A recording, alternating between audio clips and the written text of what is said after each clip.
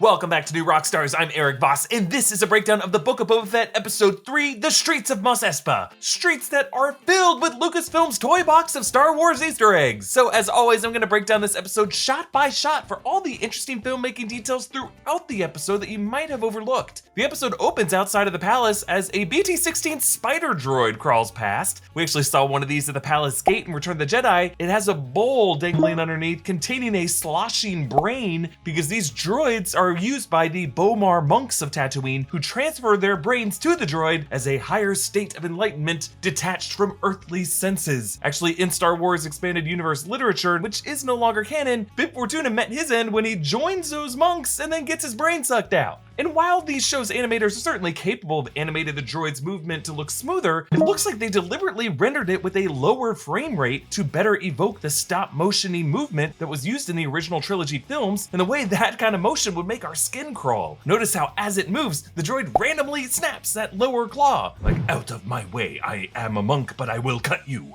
8D8 breaks down the Mos Espa criminal network. And here you see the businesses that were under the protection of the name that should not be spoken. You can say Jabba.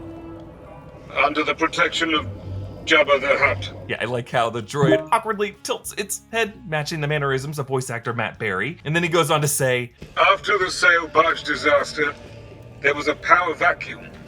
Bib Fortuna assumed Jabba's mantle. Yeah, 8D8 calls it the sail barge disaster, rebranding it from how we saw it. Luke, Han, Leia, Chewie, and Lando's heroic escape, yeah, awesome! To a humiliating structural collapse from Bib Fortuna's certain point of view. 8D8 explains, Mos Espa was divided amongst three families.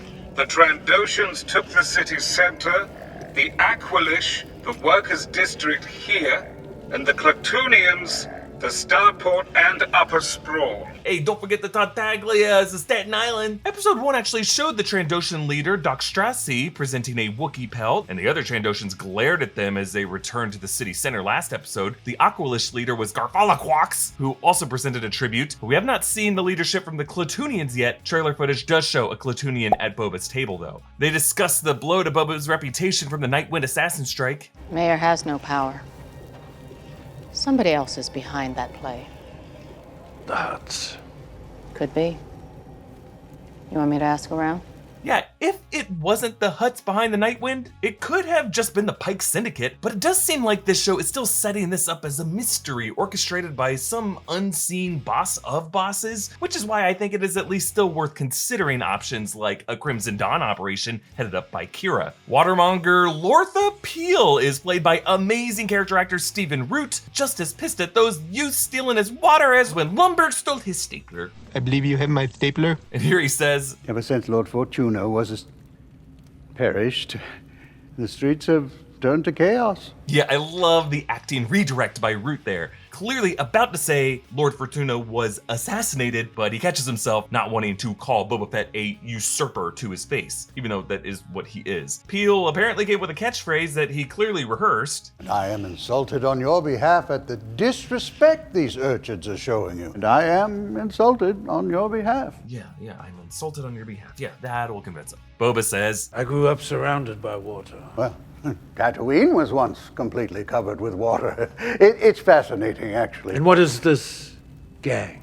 No, let that man speak. It is fascinating. Like the Tuskens mentioned last episode, in Legends, Tatooine's climate change was a result of a planet-wide bombing by the Rakatans, but the exact backstory remains a mystery in current Star Wars canon. Interesting how they keep bringing it up, though. We may get the fuller story in the series. Peel describes the gang. They are half man, half machine. They modify their bodies with droid parts to make themselves even more deadly. Yes, Peel's disgust is a bit unfounded. Tons of folks in the Star Wars universe have cybernetic implants, including the woman he is talking to, Fennec Shand, who glares at him as he says this, but maybe he's referring to unnecessary cybernetic enhancements instead of cybernetics used as prosthetics. So they head into the workers' district of Mos Espa. You can see all the Aquilishes in the area, and they come across those youths whose look in chrome-colored bikes seem inspired directly by the mods and rockers of London in the 1960s who rode similarly colorful and souped up bikes. Their leader is Drash, played by Sophie Thatcher. You may have seen her in Yellow Jackets. Another one has a cybernetic eye, which looks like the same prop that was seen on that Namordian officer on the Trade Federation battleship in Phantom Menace. Boba surprises them by offering them jobs. You better fight as good as you talk, Dank. Yes, dank, part of the profanity dank ferric, which we actually hear later this episode, and has come up repeatedly on The Mandalorian. Dank ferric. Dank ferric. Dank ferric. Yet Pia Lewis, clearly listening in on all this, is outraged. No! They stole from me! And you're just going to let them off? And Boba pisses him off further by giving him only 500 credits instead of his overcharged rate of 1,300, leaving the guy fuming. Okay, but I could set the building on fire. You may have also caught how Boba tells Drash to have the rest of her GAC follow him. GAC was a behind-the-scenes term among Star Wars crew members for random bits of tech, according to Lucasfilm's Phil Szostak. Then in this shot outside the palace, you see that wart species that we also saw last episode returns here to catch a scurrier, just like it did in that one establishing shot in Return of the Jedi, but this time it snatches both the scurrier and this reptilian bat, showing why it waited to let that scurrier get so close. And also, like the spider droid, you'll notice the wart's movement and its burp had that same kind of stop-motion-y frame rate as the gag back in 1983. Boba's flashback returns him to Kamino as his clone father Jango's ship departs and leaves him behind, and we saw a flash of this during his lizard quest last episode, and as before, the departing ship forms a teardrop shape on his face, but now young Boba's face, with a thunderclap, flashes into his older reflection, and as the light of Jango's ship exhaust fades, the light of two Tatooine suns crossfade into the frame. And now we see Boba, a full member of the Tusken tribe, riding a bantha with both a gaffy stick and the Tusken rifle that we saw him with in Mandalorian Chapter 9, into the town of Mos Eisley, where stormtrooper helmets are stuck on pikes, just as we saw in the Mandalorian Chapter 5. This is the moment they put those in place. And you'll notice behind the spikes, a cameo by Peli Motto, Amy Sedaris' mechanic from that episode and from Season 2, trailed by her two pit droids. So Boba meets with the Pike leader, who is played by Phil Lamar, who voiced Bail Organa and a number of other characters on Clone Wars and Rebels. He also voiced Hermes on Futurama, Marvin in Pulp Fiction, and that one uncredited cameo where he caught Peter Parker on the train in Spider-Man 2. Now notice how the Pikes leader's robes bear this sigil that is not the crest that we have normally associated with the Pikes. It actually kind of looks like a Death Star fracturing, which would correspond to that anti-imperial propaganda of those stormtrooper helmets that these Pikes might be using to exert their new dominance in these Outer Rim regions. The Pike mentions his superiors on Obadiah, that's the Pike homeworld that was shown in Season 6 and in Season 7 episodes of Clone Wars, and then he says, "The Kentan Striders have already collected protection money for the same territory you lay claim to." Yes, the Kintan Striders are their names. Kintan is the home world of the Nikto species. But Boba returns to the Tusken camp, and just like Luke returning to Uncle Owen and Aunt Beru on the moisture farm, he discovers his family massacred. They totally got the Anakin Skywalker treatment. But the women and the children slaughtered like animals. Some of their bodies are strung up to their tent poles almost crucifixion style, as if to send a cruel, deliberate message to Boba Fett. And on these smoldering ruins is that Kintan Strider tag that we saw them mark on the moisture farm. But I gotta say, we are still left to wonder if that gang did this as raw retaliation for Boba's attack at the Tashi station, or if they had a similar meeting with the Pikes, and the Pikes might have been the ones to tell them to do this. Actually, in that flashback of them from episode 1, the gang's leader's vest has, in Aurebesh in red at the bottom, the name ANK, it looks like. We know from last episode that another was named Emmet. Now, we see the chieftain's corpse and his gaffy stick that Boba later throws on the fire, but it was hard to see if there were the corpses of that female warrior or the kid on that pile. Now, Boba does throw a few more gaffy sticks on the fire. None of them looks like the one that the female warrior sparred against him with. There was that smaller stick that Boba got from the kid at the end of episode 1, but in this episode, that kid was holding a different stick. So I don't know, I have hope at least that the two Tuskens he was closest with are still alive out there, because it's the one thing they can't take away from us.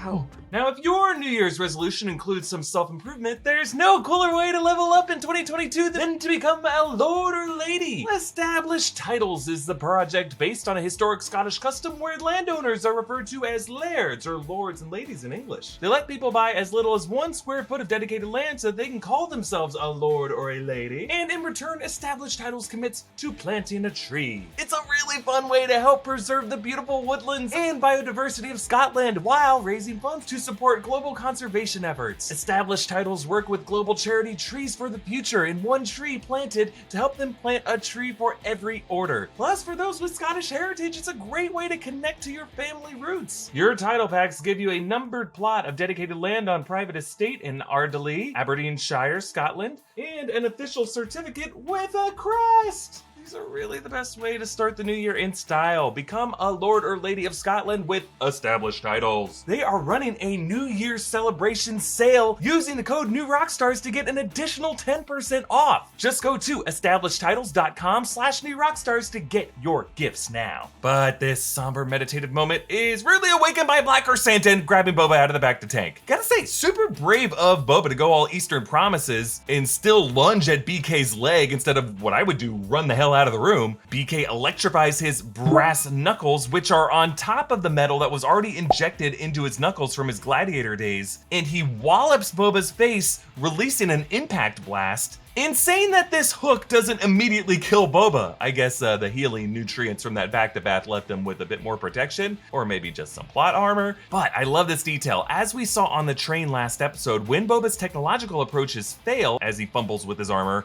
he instead reaches for the gaffy stick, and that actually leaves a mark on that Wookiee. Later on, effectively digging into his shoulder, and then he pulls it out of his shoulder and goes for the leg, getting a nasty roar out of the Wookiee. Tusken tools working more effectively than supposedly more advanced tech. There's something about that tree, baby! BK bites Boba's arm, and as he dangles him, this might have just been Tamora doing something with his foot, but a close-up does grossly show one of his toes bent upward. Ugh. Drash's gang jumps in to help out, and then BK turns on those Gamorreans.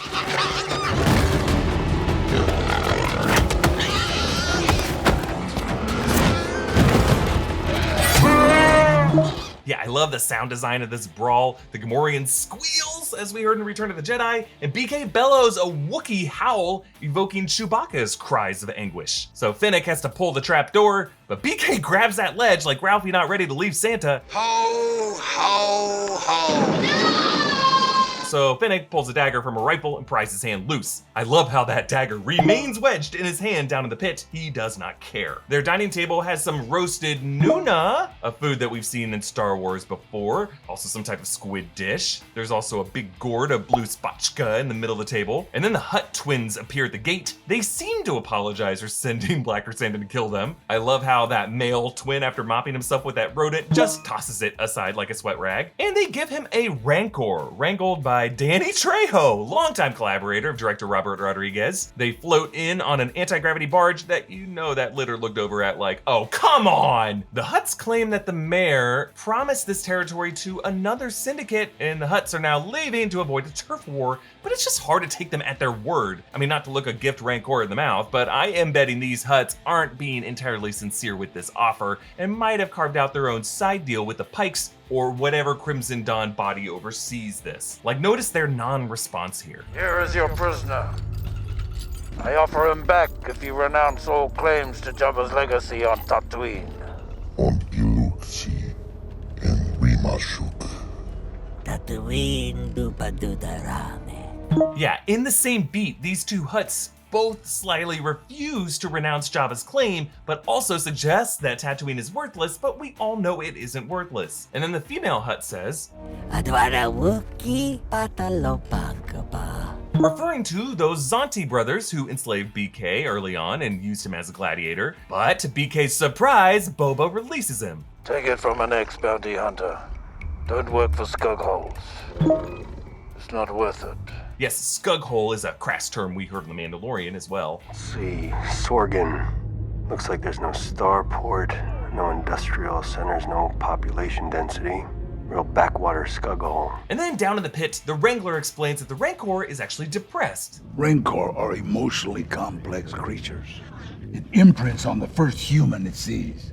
They're quite peaceful and less threatened. I love how this scene builds on the complexities of the Rancor species, which Return of the Jedi gave us just a taste of when the Wrangler Malakili wept after Luke killed his Rancor Batista. And then the Wrangler says, It is said that the witches of Dathomir even rode them through the forest and fens. Yes, the Witches of Dathomir originally comes from Star Wars Legends literature, a female cult on the planet Dathomir created in the memory of a rogue Jedi Knight, Alia, and this cult, generation after generation, forged a bond with the Rancors of the mountains of the planet. Now, Star Wars canon in more recent years has reframed the Witches of Dathomir as sects, as groups like the Night Sisters from Clone Wars, who were led by Maul's mother, Talzin, who helped restore his body. But here, using the term Witches of Dathomir returns the group to its original history context and sets up the possibility that we could see them in live action. My hope is that this group shows up in The Acolyte, which is supposed to be set even before the prequels. Boba says,